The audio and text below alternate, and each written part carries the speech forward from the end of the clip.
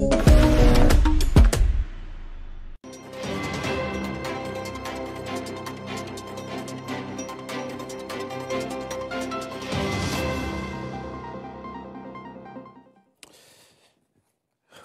Messieurs, bonsoir, bienvenue sur la RTS, le journal, voici les titres. L'Iran perd son président dans un crash. Ibrahim Raïssi est décédé ce dimanche des suites de l'accident de l'hélicoptère qui le transportait. Mohamed Morber est désigné président de la transition jusqu'à l'élection présidentielle qui doit se tenir dans les 50 prochains jours. Un deuil national de 5 jours a été décrété. Le président sénégalais compatit. Bali, capitale de l'eau. Après Dakar en 2022, l'Indonésie accueille le 10e rendez-vous mondial sur l'accès et la gestion du liquide précieux. Le Sénégal prône l'hydrodiplomatie et se presse en exemple à travers l'OMVS et le Blue Deal. Cheikh Tidiane Dièye porte le plaidoyer. Le pavillon Sénégal attire les regards. Popenguine pour un Sénégal de justice et de paix. La 136e édition prêche pour ces deux valeurs cardinales. L'Église exhorte les humains à en faire leur viatique. La cérémonie officielle du pèlerinage marial s'est tenue ce lundi en présence du ministre de l'Intérieur. Teungueth FC se loupe et devra attendre pour être champion de la Ligue 1. Les Rufisquois ont été battus 3-1 par l'AS Pikine. Le leader garde 4 points d'avance sur son dauphin, l'AS Diaraf. Dans Actu Sport Express, nous parlerons également des footballeurs sénégalais à l'étranger et de Cheikh Tidiane Diouf qui remporte la finale du 400 mètres et en Martinique, mais rate sa qualification au JO Paris 2024.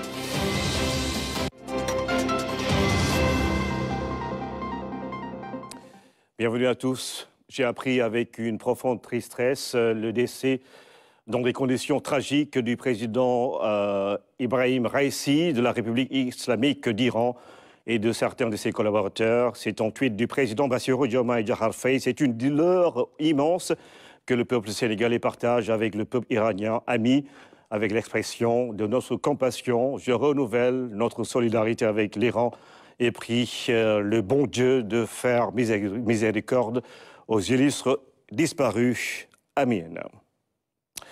Les autorités iraniennes ont donc annoncé ce lundi la mort du président Ibrahim Raïssi et du ministre des Affaires étrangères dans un accident d'hélicoptère survenu dimanche.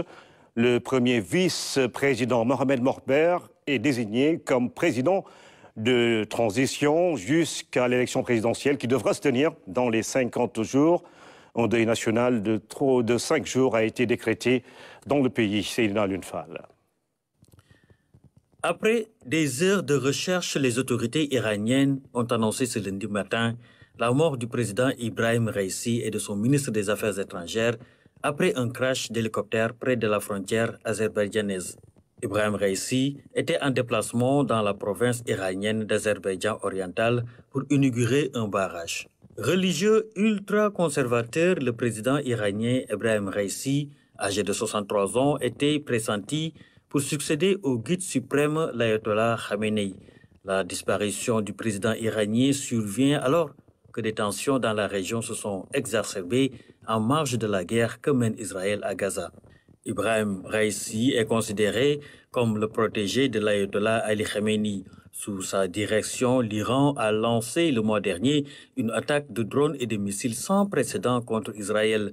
Son remplaçant est âgé de 68 ans, Mohamed Morber, premier vice-président depuis 2021, et le futur président par intérim jusqu'à l'organisation d'une nouvelle élection dans un délai maximum de 50 jours. À l'international, les réactions se multiplient. Le Liban et la Syrie proclament un deuil de 3 jours. La Chine déplore une grande perte pour le peuple iranien. La Russie rend hommage à un politicien remarquable et véritable ami. La Turquie dit partager la douleur du peuple iranien, ami et frère. Le Hezbollah rend hommage aux protecteurs des mouvements de résistance et l'Union européenne exprime ses sincères condoléances. L'ayatollah Ali Khamenei a annoncé 5 jours de deuil en Iran.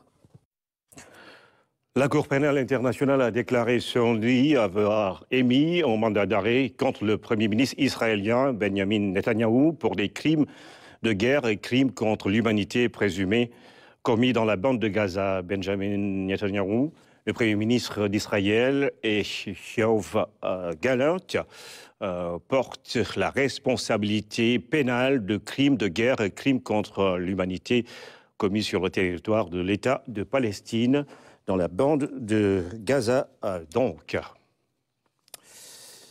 L'eau, une prospérité partagée, c'est le thème du 10e Forum de l'eau qui se tient actuellement à Bali en Indonésie. Les dirigeants se sont donné rendez-vous dans la capitale indonésienne après celui de Dakar pour discuter des enjeux liés à la gestion et à l'accessibilité durable de la ressource. Le ministre de l'Hydraulique et de l'Assainissement a conduit la délégation sénégalaise à cette rencontre internationale. Il a, dans la foulée, procédé à l'ouverture officielle du pavillon Sénégal, envoyés spéciaux à Bali, Alioune Ndiaye et Lamine Touré. L'île des Dieux ou encore Bali, au rythme du 10e Forum mondial de l'eau, les délégations officielles des États membres de cette organisation ont très tôt rejoint le centre de conférence de la ville avec comme préoccupation essentielle l'accessibilité de la ressource aux populations des grandes agglomérations, mais aussi des zones éloignées où la question est devenue un enjeu vital. On avait fait à Dakar ce qu'on appelle le Blue Deal pour la sécurité de l'eau, pour la paix et le développement. Et toutes les belles expériences du Sénégal, mais également entre le Sénégal et les pays limitrophes sur la gestion transfrontalière du fleuve, sur l'hydrodiplomatie, mais également sur les expériences en matière de gestion de l'eau et accès de la population à l'eau et à l'assainissement. Tout cela avait été partagé avec des résultats extrêmement satisfaisants. Il s'agissait donc ici, en venant à Bali, pour notre pays, de venir consolider les résultats que nous avions obtenus à Dakar et de tenir toujours notre rang. Le Sénégal est l'un des pays leaders en Afrique et même dans le monde, dans tout ce qui touche à l'eau et à l'hydrodiplomatie. C'est la raison pour laquelle nous sommes venus pour passer le flambeau à l'Indonésie. Et 2 ans après, notamment en 2026, le Sénégal devrait organiser encore avec les Émirats arabes unis la conférence des Nations unies sur l'eau. Le Forum mondial de l'eau est donc un rendez-vous stratégique à la dimension des attentes de la communauté internationale dans la gestion efficiente de la ressource. Sur l'île des Dieux, communément appelée Bali, se déroule une séquence multilatérale importante qui inscrit la question de l'eau comme une priorité au niveau planétaire. De Dakar à Washington, en passant par Londres, l'accessibilité de la ressource est une question vitale. Pourquoi? Tout simplement parce que les infrastructures d'évacuation de ces eaux sont vétustes, il faut les changer, et tout cela dans un contexte de changement climatique. L'ambition de mon ministère, c'est d'aller vers les grands transferts d'eau pour faire venir l'eau du canal du lac de Guerre par le canal du Cayor ou du Bawal, la revitalisation des vallées fossiles, un peu partout pour arroser le Sénégal, le reverdir, mais aussi permettre à l'agriculture de se développer par l'installation des fermes qui seront installées par le ministère de l'Agriculture, par l'élevage aussi qui va se développer, mais par la structuration de chaînes de valeur une fois qu'on a maîtrisé l'eau. C'est pour vous dire que l'ambition est très claire, la vision est très claire, et aujourd'hui ici nous discutons avec tous les partenaires du monde qui ont aussi déjà initié des projets dans ce sens, qui sans doute viendront au Sénégal pour nous accompagner là-dessus, pour qu'on aille vite. On est aujourd'hui dans le tempo de l'urgence. Les Sénégalais sont pressés. Le président nous a dit de faire rapidement le travail qu'il faut. C'est dans ce contexte d'ailleurs que le ministre de l'Hydraulique et de l'Assainissement a ouvert officiellement le pavillon du Sénégal après avoir assisté à plusieurs rencontres sectorielles. Le docteur Cheikh Tidiane Dièye a salué la mobilisation de la délégation sénégalaise. Il a, dans ces dynamiques, expliqué la volonté du nouveau gouvernement sur l'urgence de changer de paradigme en matière de maîtrise et d'accessibilité de l'eau. Les propos du ministre m'ont plus que rassuré. Je pense que j'ai apprécié la profondeur et surtout le fait qu'il ait été focus sur vraiment l'action. Au-delà de l'action, sur des résultats. Nous sommes toujours à le même forum et on remarque quelquefois qu'il n'y a pas d'eau dans certaines régions. Aujourd'hui, il est temps qu'on pose des actes pour qu'à tous les niveaux, c'est un élément essentiel que nos populations aient de l'eau et que les services d'assainissement soient à leur disposition. C'est vraiment un défi énorme, mais il est temps d'aller très vite. Les acteurs institutionnels, la société civile et le privé ont effectué le déplacement sur l'île de Bali. Plusieurs présentations sont prévues tout au long de cette séquence multilatérale.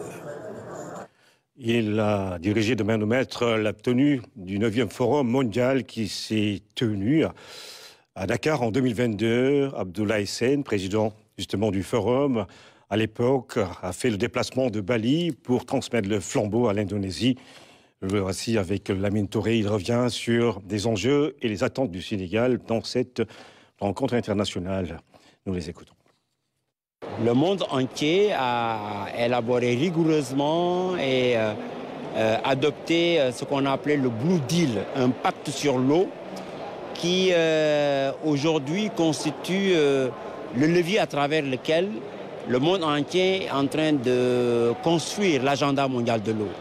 Ce Blue Deal sur la sécurité de l'eau pour la paix et le développement vise justement à mobiliser le monde entier, mais aussi toutes les échelles de gouvernance afin d'assurer la sécurité de l'eau pour tous, le droit à l'eau, assurer la sécurité des ressources, multiplier les ressources, une gouvernance inclusive, mais surtout aussi la coopération et les partenariats. Le Sénégal a dépêché une forte délégation pour assister véritablement à ce forum international sur l'eau. On a constaté, on a senti la présence du secteur privé, il y a le secteur institutionnel. Aujourd'hui, véritablement, quelles sont les attentes du Sénégal par rapport à cette rencontre? Nous sommes venus pour partager notre expérience parce qu'il s'agit d'un rendez-vous du donner et du recevoir. Nous sommes venus aussi pour proposer des solutions, mais surtout organiser des concertations pour que le Blue Deal puisse nous aider à conduire le monde entier vers les solutions du futur pour l'eau. Nous avons pour cela pris des engagements très forts. Notre ministre et nos grands experts vont participer dans les panels de haut niveau. Nous avons des conférences et des panels dans lesquels nous allons également participer. Mais nous avons surtout tenu à établir un pavillon. Je pense qu'en dehors du Maroc, nous sommes le seul pays africain à être présent dans un pavillon, en tout cas de la qualité que vous avez constatée. Le forum de l'eau à Bali à vivre avec nos envoyés spéciaux dans la capitale indonésienne. Christ est la paix des fidèles chrétiens. Il est aussi leur justice. Paix et justice doivent être une culture et doivent être des socles dans l'éducation des jeunes. Des messages livrés par Monseigneur André Gueye durant la célébration du 136e pèlerinage marial de Popongine. Voici le reportage de Fatoumata Savané et de Philomène Constantiel.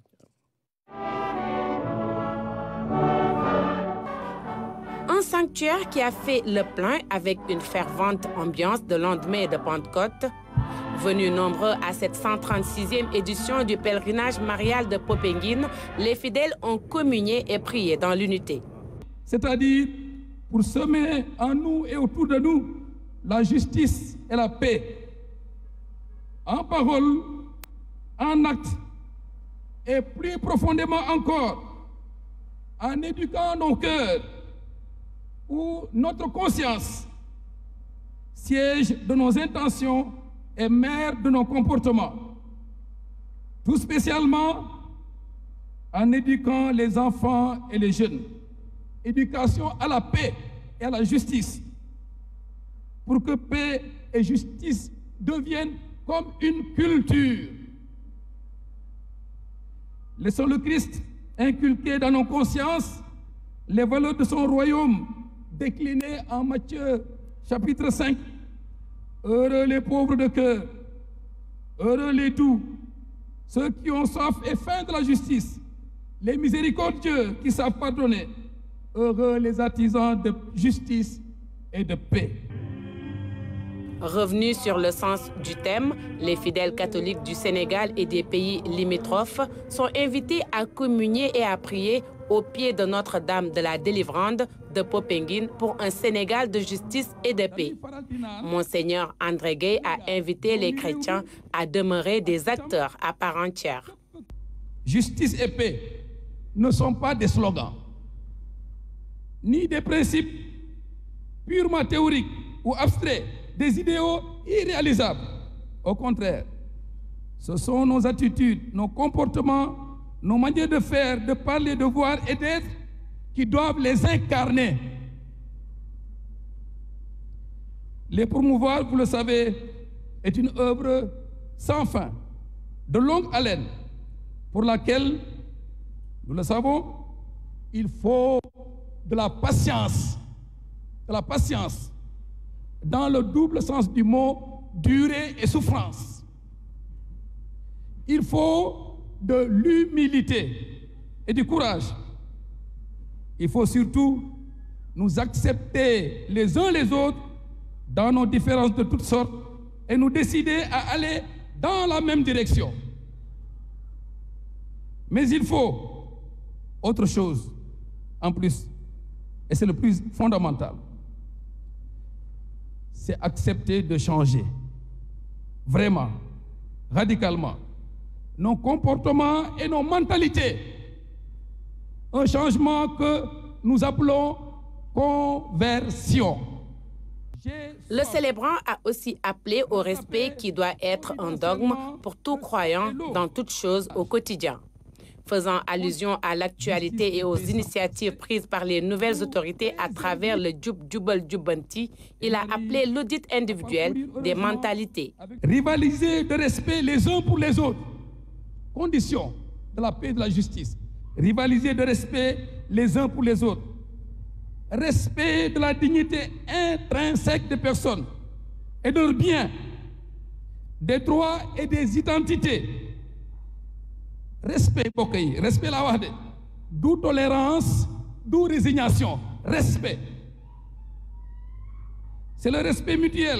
C'est dans ce respect mutuel que réside le dialogue, l'ouverture à l'autre, l'attention à l'autre et finalement la concorde et la paix dans les relations quotidiennes. À ce grand rendez-vous spirituel au pied de Notre-Dame de la Délivrande, plusieurs autorités civiles et politiques ont répondu présents. Aussi, cette célébration, animée par le diocèse de Thiès avec dévotion, a fait des pèlerins heureux dans leur démarche de foi. Fin donc de la 136e édition du pèlerinage marial de Popenguine.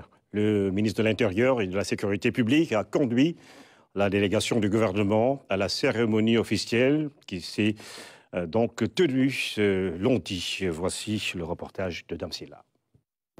La cérémonie officielle de la 136e édition du pèlerinage marial de Popenguine a réuni hautes autorités ecclésiales et délégations étatiques conduites par le ministre de l'Intérieur et de la Sécurité publique. Après les mots de bienvenue, le général Jean-Baptiste Tine a pris la parole. Devant l'assistance, il a tout d'abord transmis aux autorités de l'Église les salutations et félicitations du chef de l'État Bassirou Diomaye Diakhar Faye avant de magnifier la cohabitation pacifique entre les communautés au Sénégal dans un contexte où l'intolérance et l'extrémisme sont de plus en plus notés à travers le monde. Le ministre de l'Intérieur a aussi salué le rôle de l'Église dans le développement socio-économique du pays et sa contribution dans la formation de citoyens modèles au service de la société. Abordant le thème de cette année, avec Marie, notre mère, marchons ensemble pour un Sénégal de justice et de paix, le général Tine dira que la dame de la délivrande doit servir de repère à l'humanité toute entière. Revenant sur la dernière élection présidentielle, Jean-Baptiste Tine a salué la décision sage, constante et courageuse de l'Église. Il a aussi rappelé l'importance de l'orientation politique de l'État axée sur le Djoub Djoubal Djoubanti, seul moyen selon lui de garantir un Sénégal uni, souverain, juste et prospère. Et pour terminer, le chef de la délégation du gouvernement a promis que l'État va poursuivre les travaux de rénovation et d'extension entamés à Popenguine.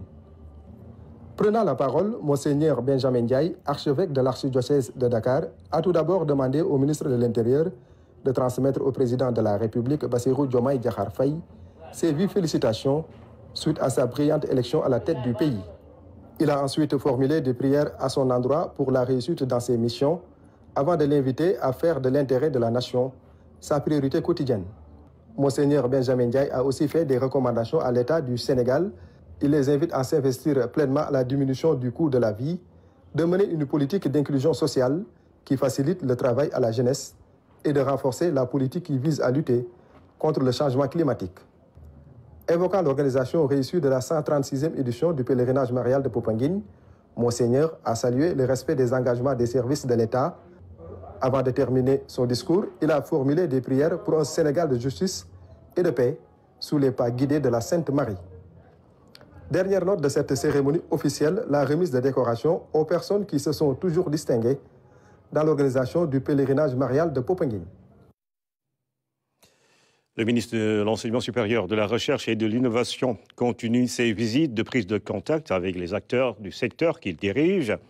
El Hadj Abdourahmane Diouf était à Thiès. Il s'est rendu à l'université Iba Der Thiam et dans quelques grandes écoles de la ville. Mamadou Sakini.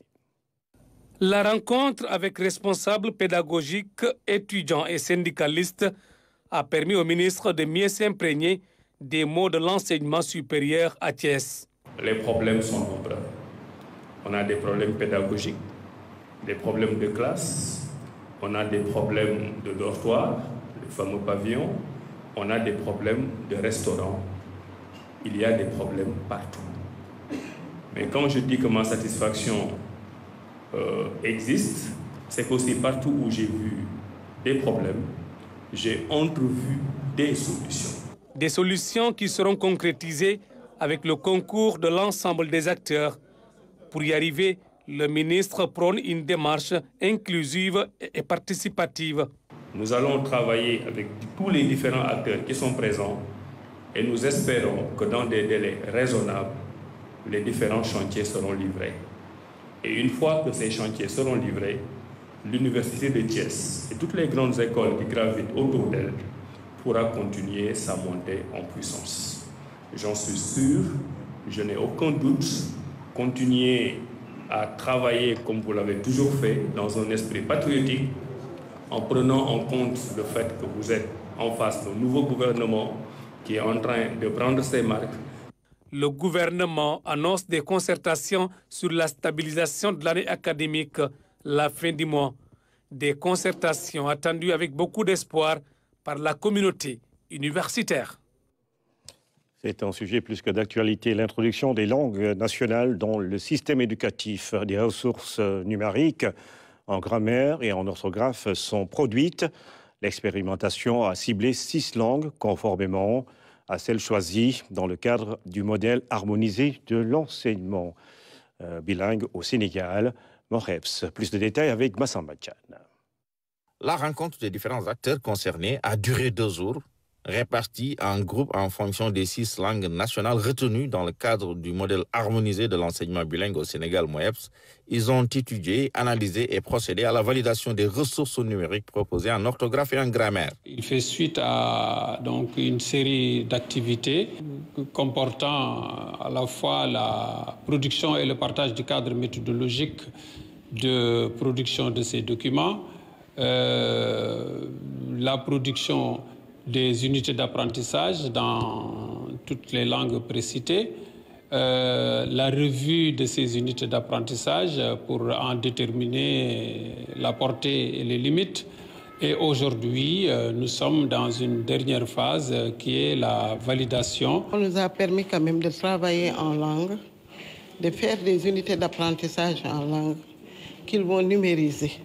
Donc pour nous, c'est quand même un progrès. Et ça répond nettement aussi à nos attentes, d'autant plus qu'aujourd'hui, il est question de mettre les langues nationales à l'école. La rencontre des différents acteurs concernés a duré 2 jours, répartis en groupes en fonction des 6 langues nationales retenues dans le cadre du modèle harmonisé de l'enseignement bilingue au Sénégal, MOEPS. Ils ont étudié, analysé et procédé à la validation des ressources numériques proposées en orthographe et en grammaire. L'objectif est de rendre disponibles et accessibles les ressources destinées à renforcer les capacités des personnels du ministère de l'Éducation nationale. Près d'un Sénégalais sur 2 est dépourvu de compétences en numératie et en littératie qui lui permettent de vivre normalement dans une société ou dans des sociétés fortement structurées par l'économie du savoir. Et si l'on veut aujourd'hui développer nos pays, il nous faut mettre l'accent sur la formation du capital humain. Et je crois que l'éducation non formelle, l'alphabétisation en règle générale va jouer un rôle déterminant dans ce processus-là. Et donc, le recours au numérique permettra non seulement, comme je l'ai dit, d'élargir l'accès, mais d'imprimer une assurance qualité à ces apprentissages. La validation des ressources numériques en langue nationale pour le renforcement des capacités vise à conférer aux unités d'apprentissage une assurance qualité, et ce pour une meilleure prise en charge des actions d'encadrement et de formation des acteurs au niveau central et déconcentré. Santé, lutte contre le paludisme, le programme de chimioprévention du paludisme saisonnier mis en œuvre par 13 pays d'Afrique touche à sa fin. Les membres des États impliqués sont à Dakar pour acquérir de nouvelles compétences afin de mieux communiquer sur les résultats obtenus. Fanta Badji. Chimioprévention du paludisme saisonnier. La méthode consiste à administrer des doses préventives d'antipaludiques aux enfants vivant dans des zones à haut risque. L'approche a permis de réduire la morbidité et la mortalité liées au paludisme. Cependant, toutes les cibles ne sont pas atteintes. Il s'agit ici d'optimiser la stratégie pour des résultats probants. Ce projet a permis de voir un peu quels sont les gaps que les pays rencontraient et comment donc pallier à ces gaps et donc proposer des stratégies nouvelles, innovatrices, qui permettent d'augmenter la couverture de la CPS, de pouvoir la donner aux enfants qui sont les plus susceptibles et de pouvoir donc réduire le poids du paludisme dans ces pays-là. L'initiative portée par l'Université de Thiès avec la collaboration de partenaires a permis d'identifier les obstacles liés à la mise en œuvre de la chimioprévention du paludisme saisonnier dans 13 pays d'Afrique ciblés par le programme. C'est de vraiment faire un renforcement de capacité programme sur comment mieux communiquer les résultats de recherche. Le projet visait surtout à voir comment modéliser cette approche afin donc de réduire le coût efficacité. L'objectif de cette rencontre est d'amener les différents pays impliqués dans le projet à présenter les résultats de leurs différentes interventions sous forme de base de données. Mais la grande problématique, c'est que quand nous administrons les enfants avec nos équipes, des agents de santé, les mamans doivent continuer à administrer des doses restantes. Et on s'est rendu compte que ces doses restantes n'étaient pas correctement administrées, ce qui ne permettait pas aujourd'hui d'avoir l'efficacité souhaitée. Donc nous avons proposé une approche basée sur les communautés elles-mêmes. Donc après le passage des équipes, des agents de santé, les communautés s'étaient mobilisées pour pouvoir aider les mamans à administrer les comprimés. Et cela nous a permis d'avoir des résultats aujourd'hui à hauteur des souhaits. Maintenant qu'on a des résultats, comment aussi le communiquer en dehors de ce groupe? Comment arriver à partager les résultats dans des articles scientifiques ou alors lors de conférences internationales? Comment arriver à savoir qu'en Afrique de l'Ouest, beaucoup de choses sont faites. Il y a des choses innovantes qui sont faites. Maintenant, il faut savoir le communiquer. Le programme de chimioprévention du paludisme saisonnier qui a démarré en 2020 touche à sa fin. Le partage des différentes expériences effectuées permettra d'ajuster et d'adapter le projet aux besoins identifiés afin de prévenir efficacement le paludisme chez les enfants de moins de 5 ans. Gros plan sur le centre cardio-pédiatrique Kyomo, un centre qui prend en charge les pathologies cardiaques très complexes, équipé d'un plateau technique moderne, très moderne du reste, et d'un personnel qualifié. Le centre est une référence aujourd'hui pour l'Afrique. Des spécialistes plaident pour rendre plus accessibles les soins au niveau de ces structures de santé. Les spécialistes canadiens qui viennent chaque année pour des missions humanitaires parlent de ce centre comme un joyeux dans le continent. Un joyeux que nous découvrons avec Ramatanem. Le centre cardio-pédiatrique Kyomo a démarré ses activités en 2017 avec un équipement dernière génération. On a un équipement aux standards internationaux. Et sur le plan de l'équipement technique et de l'environnement, on est au même niveau que les Canadiens. Avec un personnel qualifié qui prend en charge des cas complexes. Il y a des centaines de malformations cardiaques avec des degrés de complexité quand même croissants. Je dirais qu'actuellement, l'équipe de FAN, entre nos missions, parce qu'ils continuent à opérer même quand on n'est pas là, sont capables de prendre en charge maintenant au moins la moitié, sinon les 2/3 des malformations cardiaques. Et avec les missions à répétition, on augmente graduellement la complexité des malformations. Le seul facteur bloquant, l'accès aux soins. Bien qu'étant plus accessible en Afrique que dans d'autres continents, le coût reste néanmoins encore élevé pour une certaine frange de la population. La chirurgie est très peu accessible ici. Il y a moins d'1% des patients qui ont besoin d'opération et qui sont opérés. Et vous avez 85% de mortalité. Donc c'est important de dépister tôt. Actuellement, c'est 3 500 000 l'opération. Et une bonne partie des Sénégalais n'ont pas les moyens de supporter ces coûts. Autre facteur bloquant, le dépistage précoce. Pour une prise en charge à temps de nombreuses pathologies ou malformations complexes. Ici, on a des cas qu'on va diagnostiquer plus tard, ou des cas qui ont été diagnostiqués il y a quelques années, mais pour lesquels la famille n'avait pas accès aux soins. Donc, on a effectivement des cas plus complexes, plus vieillis, qu'on pourrait dire, et donc plus avancés, très souvent. La subvention peut être une alternative afin de rendre plus accessible, financièrement bien sûr, ces interventions. Les privés peuvent aider à subventionner ce genre de centre en subventionnant les consommables, ce qui permet de réduire les coûts. Mais il y a un gros effort à faire pour rendre ces interventions, disons, financièrement accessibles aux Sénégalais. De l'avis des spécialistes canadiens, le centre cardio-pédiatrique Cuomo est une référence pour l'Afrique et il faut mettre les moyens pour le préserver. Le centre Cuomo, qui est une perle pour le Sénégal, ça a été inauguré il y a 8 ans. Et c'est le seul centre actuellement en Afrique de l'Ouest qui peut dispenser ce genre de traitement-là. D'ailleurs, il y a des médecins et des patients de d'autres pays qui viennent maintenant se faire enseigner ou traiter. Et c'est une perle qu'il va falloir maintenir. Il faut mobiliser la société sénégalaise pour qu'elle s'investisse dans ce centre, qu'elle le subventionne, trouver des donateurs locaux et encourager cette équipe à continuer à traiter les enfants et à devenir surtout un pôle d'excellence pour d'autres régions du Sénégal et d'autres pays de la région aussi. De plus d'une trentaine de millions de francs CFA pour une intervention à l'étranger au centre Cuomo, elle est à 3,5 millions. Des coûts moins élevés certes, mais pour une meilleure prise en charge des dossiers en souffrance dans le centre et qui compte beaucoup sur les missions humanitaires, l'implication des bonnes volontés pourrait permettre leur prise en charge dans les meilleurs délais. La santé et le sport qui font bon ménage dans un instant. Le journal Actu Sport Express avec Ibrahima Mboup.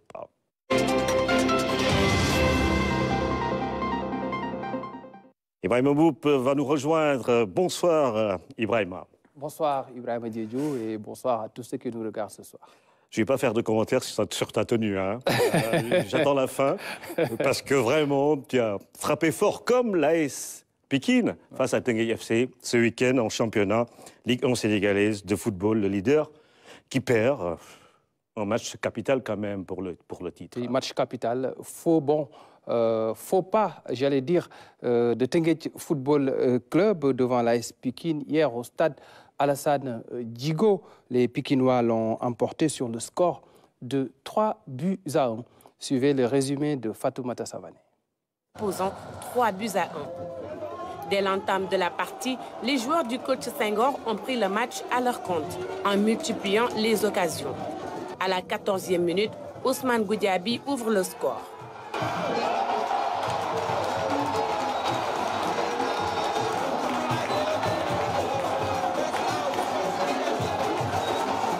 Les Rufisquois ont du mal à construire leur jeu.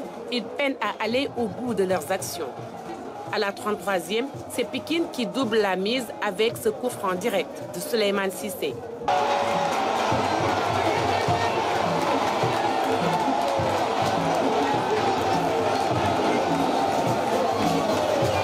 À la mi-temps, les supporters de Pikine sont sûrs de remporter le match et même de corser le score. Chez les Rufisquois, on croit aussi à un renversement de situation. Bon, nous avons joué cette pression. Bon, moi, je sais si nous avons légalisé, nous allons gagner, Inch'Allah.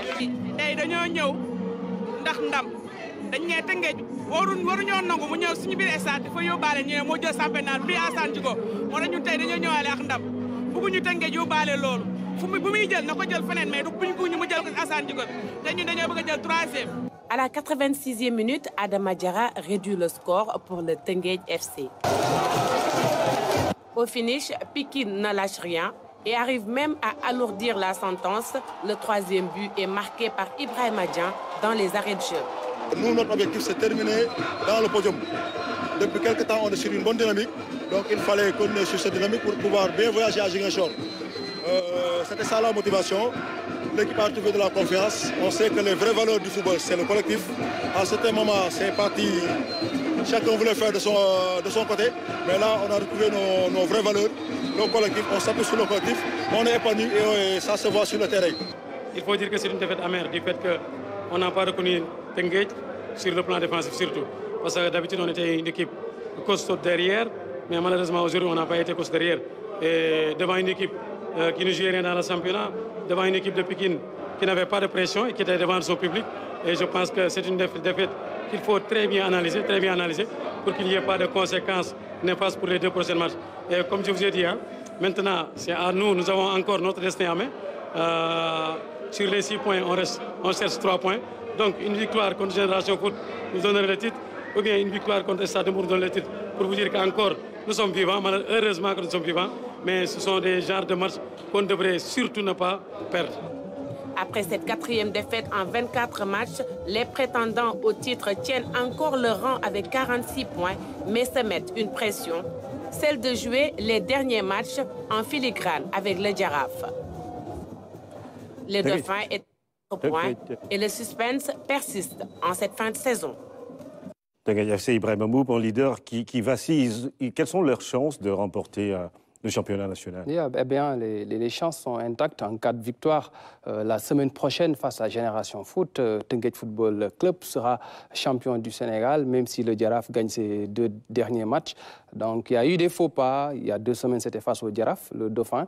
Et hier, face à l'AS Pékin, mais les chances restent intactes pour le Tenguej Football Club à 2 journées de la fin du championnat. Et le Jaraaf qui est aux trousses avec 4 points de différence entre... Oui, Tenguej a 46 points, le Jaraaf en a 42. On va regarder ensemble les résultats au complet de cette 24e journée de la Ligue 1 sénégalaise. Il y a eu 5 matchs nuls, dont 4-0-0, 2 seules victoires. Et Diambar Guédiawaye 2-1, Dakar Sacré-Cœur Génération Foot 0 but partout, US Gorée Linguère de Saint-Louis 0-0, Jaraaf Diamono de Fatick 0-0, Casa Sport Stade de Mbour 2 buts partout, l'AS Pikine, on l'a vu, a dominé le Tenguej Football Club 3 buts à 1, la Sonacos de Diourbel et l'Union Sportive de Ouakam font match nul 0 but partout, donc Tenguej toujours leader avec 46 points, le Jaraaf deuxième avec 42 points au bas du tableau, le Stade de Mbour est 13e avec 23 points et puis Diambar de Saly est dernier au classement avec seulement 21 points. 2 équipes, Diambar et Stade de Mbour, de la même localité. 2 équipes du département de Mbour. Alors, à l'étranger, les footballeurs sénégalais ont fait trembler les filets durant le week-end en Angleterre et en France. 38e journée de la Première Ligue anglaise avec ce but d'Idrissa Gana Gueye sur coup franc. Ça a été dévié par Declan Rice. Arsenal s'est imposé malgré tout 2 buts à 1 devant eux. Et c'est l'information à retenir. En national, il y avait la dernière journée avec ce but de Cheikh Tidiane Ndoye, le capitaine du Red Star. Red Star qui a battu Épinal 4 buts à 2. Le Red Star, champion de national, coaché par un certain Habib Beye, nommé meilleur entraîneur de la saison en 3e division. Et ça se fête. Ah oui, avec Habib Beye. C'est l'ambiance. Donc après la remise du trophée, Habib Beye au milieu de ses joueurs. Et très joyeux. Mais avant de parler d'athlétisme, Ibrahima, quels sont les Sénégalais qui vont jouer la Coupe d'Europe l'année prochaine? Marseille était très surveillé pour son dernier match de championnat. Marseille a battu Le Havre 2 buts à 1, mais Marseille ne sera pas européen l'année prochaine. Malheureusement, Marseille ne pourra pas jouer la Ligue des Champions, ni l'Europa League, encore moins la Ligue Europa Conférence, puisque Marseille a été classé 8e à l'issue de la Ligue 1 française cette saison. On va courir un peu. Meeting d'athlétisme de la Martinique. Cheikh Tidiane Diouf a remporté la finale du 400 mètres, mais rate de peu la qualification au JO de Paris. Cheikh Tidiane Diouf a participé samedi au meeting d'athlétisme de la Martinique. Il a remporté la finale du 400 mètres plat avec brio, faisant un chrono de 45 secondes 3 centièmes. Du coup, Cheikh Tidiane Diouf attendra pour la qualification aux Jeux Olympiques de Paris. Il lui a manqué que 3 petits centièmes pour valider son ticket pour Paris 2024 et battre le record de la légende Amadou Gakou qui avait couru les 400 mètres en 45 secondes 01. C'était lors des Jeux Olympiques de Mexico en 1968. Un record vieux de 56 ans. Mais Cheikh Tidiane Diouf a encore des chances puisqu'il y a le meeting d'athlétisme de Dakar samedi prochain. Il y aura aussi les championnats d'Afrique d'athlétisme prévus au Cameroun début juin. Et à l'occasion de ces deux compétitions, il pourra faire les minimums qui sont fixés à 45 secondes. Sinon, il ne pourra pas se qualifier pour les JO de Paris. Il ne verra pas la vie-lumière si ce... Mais il a le talent pour le faire. Ouais. Il a commencé l'athlétisme lorsqu'il avait 22 ans. Et malgré tout, il explose. Il explose parce qu'il a de très longues foulées. C'est un athlète en devenir. S'il ne se qualifie pas pour Paris 2024, s'il continue à bosser, dans 4 ans, il pourra être aux Jeux Olympiques. On l'espère bien pour Cheikh Tidiane Diouf, donc. On parle des sports de combat, du karaté et de la boxe. On commence par le karaté avec la One Youth League qui vient d'être organisée en Espagne, une compétition réservée aux cadets, juniors et espoirs. Le Sénégalais Serigne Bakesek a décroché la médaille d'or dans la catégorie des plus de 68 kilos. Il a fêté sa victoire avec Fodendaou, le directeur des sélections nationales de karaté, un ancien champion d'Afrique, ancien vice-champion du monde de karaté. On vous laisse vivre cette ambiance.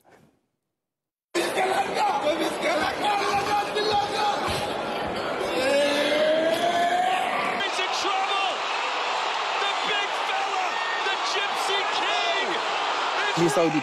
L'Ukrainien Alexander Usyk à l'Anglais Tyson Fury, une affiche pour l'unification des ceintures mondiales des poids lourds.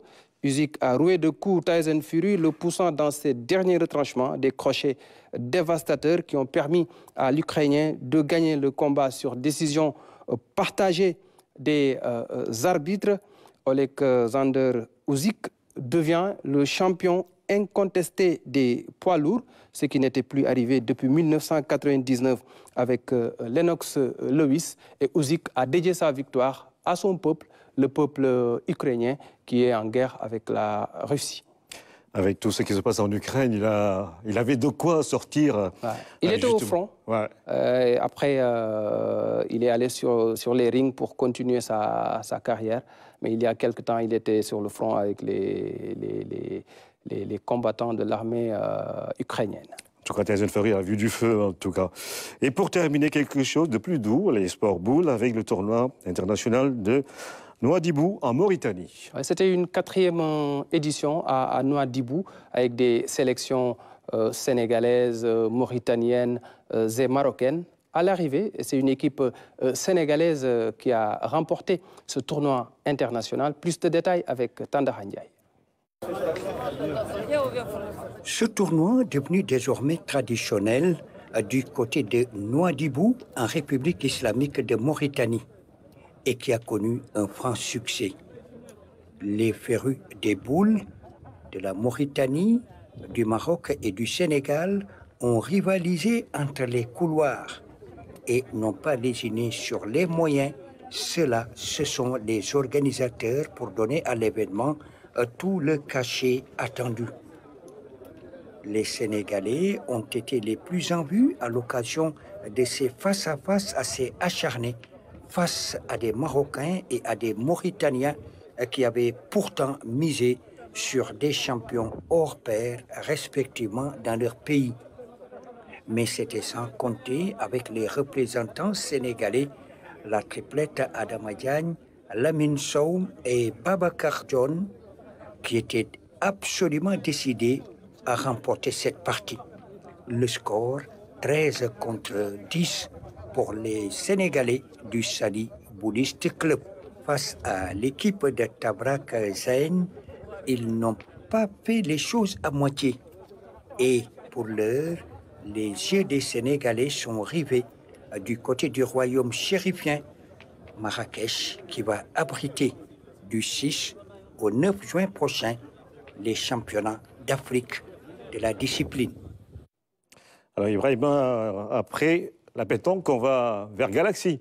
Oui, après le journal de 20h, on aura deux invités ce soir. Maître Souleymane Diagne, c'est le vice-président du CNG des courses hippiques chargé des affaires juridiques, j'y arrive, et Moussa Ndiaye, président de l'association nationale Kwan Kido Sénégal. Le Kwan Kido, c'est un art martial créé en 1981, une synthèse des arts martiaux vietnamiens et du Kung Fu.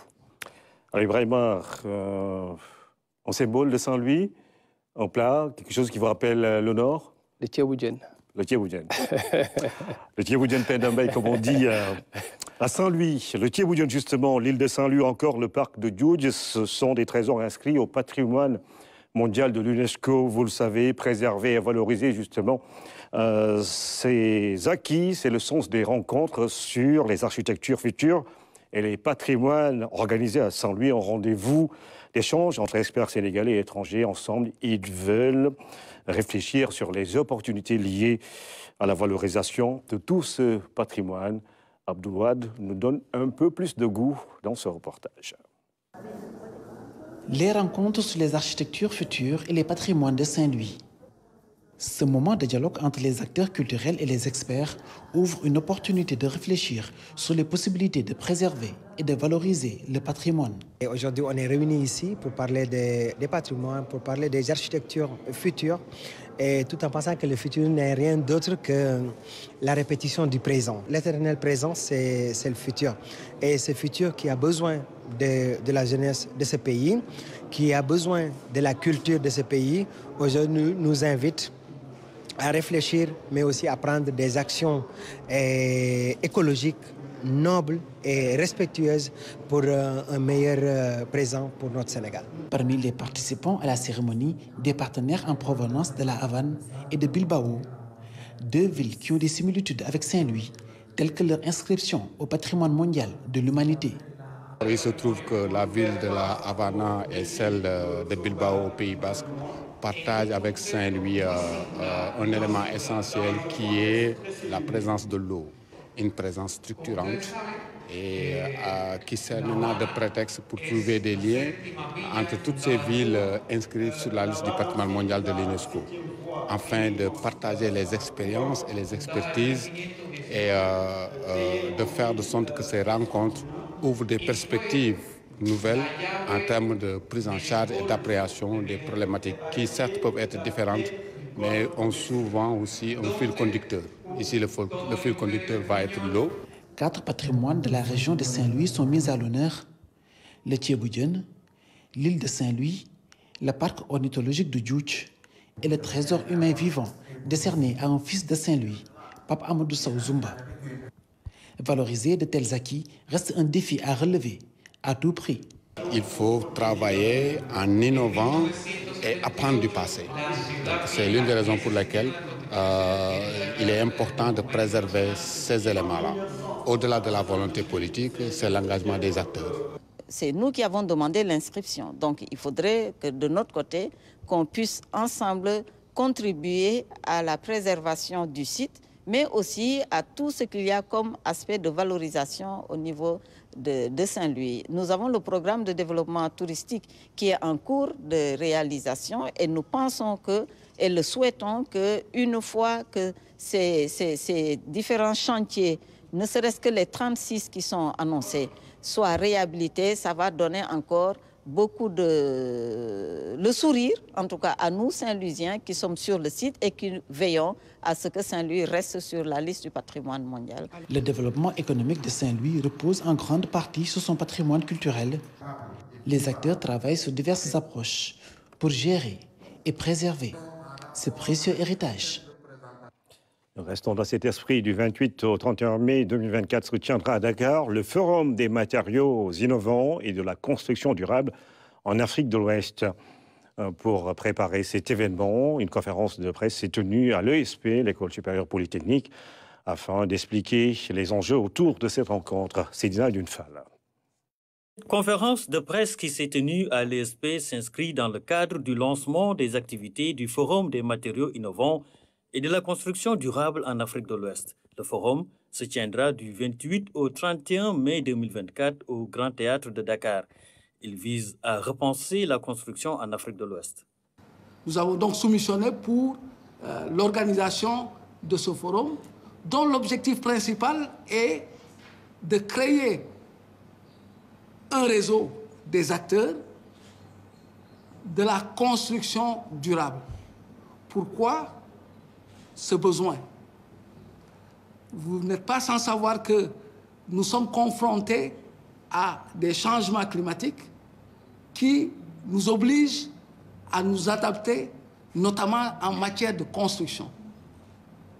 Donc, pour que les résultats de la recherche puissent être vulgarisés, il faut donc ce réseau qui va être constitué d'enseignants-chercheurs, des gens de l'administration, mais également des entreprises qui sont censées mettre en œuvre les résultats de la recherche.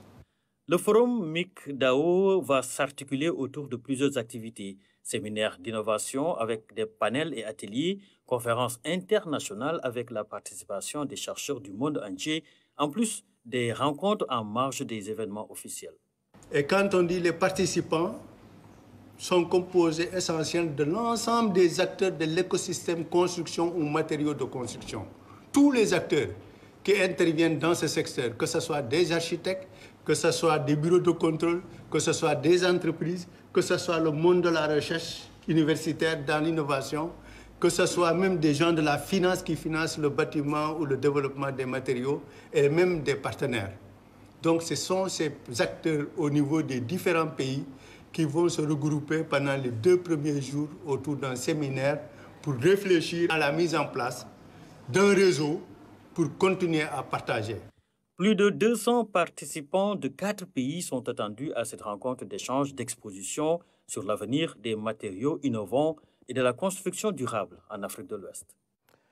Nous terminons avec cette image qui a fait le tour de la toile hier. Dans la soirée, un accident spectaculaire s'est produit sur la voie du bus Rapid Transit à hauteur de la station de Grand Yoff. Un acte qui relève exclusivement de l'indiscipline.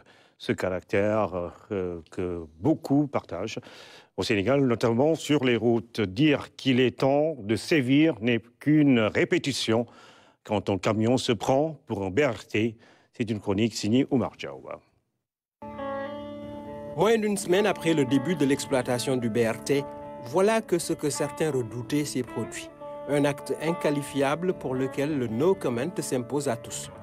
Un gros porteur chargé d'un conteneur de plusieurs tonnes s'est pris pour un CRT, camion rapide transit nocturne, en s'engageant sur une voie strictement réservée. La suite est connue et en parler relève simplement d'une pédagogie répétitive et de l'appel, du rappel à la prise de conscience de la nécessité pour tous de se conformer aux règles de bonne conduite qui fondent le vivre ensemble. C'est peut-être trop demandé aux Sénégalais frondeurs, râleurs et hâbleurs de longue date et en général très peu respectueux des codes et consignes. Nous sommes radicalement opposés, rétifs, réfractaires à l'ordre et à la discipline. Les cas de désobéissance, de contestation à tort sont légion et crèvent les yeux dans les concessions autant que l'espace public. Et sur le champ politique, on n'est pas loin d'une vulgaire arène où les coups bas sont permis. Écoles et universités sont elles aussi le théâtre de comportements en opposition de phase avec l'acquisition de savoir qui confère la sagesse. Le mal a gangréné beaucoup d'organes d'un corps social altéré, en mauvais état. Où sont passées nos valeurs et résolutions dont on se gargarise du matin au soir, alors que dans les faits, on s'en écarte sans cesse? Et ces invocations de Dieu et des saints qui vont faire brûler beaucoup en enfer, parce qu'en s'éloignant de leur message, on se rapproche du diable et de Satan. Cela dit, ces deux-là se recrutent largement parmi nous, les humains. On se dit espèce douée de raison et supérieure à tous les autres animaux. Parfois, les actes posés en font douter. Osons nous regarder dans la glace en cessant d'être narcissiques pour percevoir nos petits défauts aux grandes conséquences. Cette affaire de camion sur la voie du BRT reflète tristement le niveau d'inconscience et de je m'en foutisme atteint. Si c'est cela, la voie de l'essor, autant dire qu'on n'arrivera ni à bon port, ni à destination. Est venu le temps des châtiments exemplaires. C'est la première rupture à opérer, autrement le ciel nous tombera toujours sur la tête. Le BRT qui a donc connu un incident, le premier depuis sa mise en circulation. C'était l'objet de la chronique de Oumar Diaw. Fin de cette édition, mesdames et messieurs. Merci encore une fois de suivre l'actualité tous les jours sur la première chaîne de télévision sénégalaise.